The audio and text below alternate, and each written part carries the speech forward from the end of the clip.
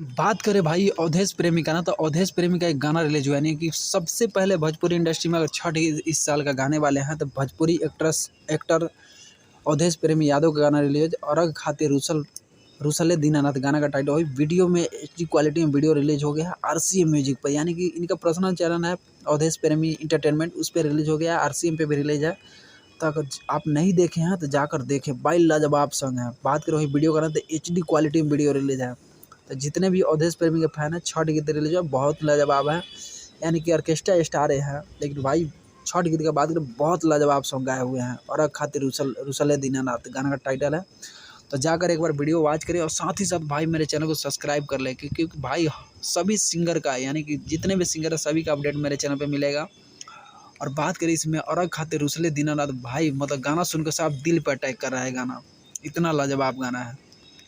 पति पत्नी का गाना है, छठी मैया से गुहार कर रहे हैं लोग दोनों।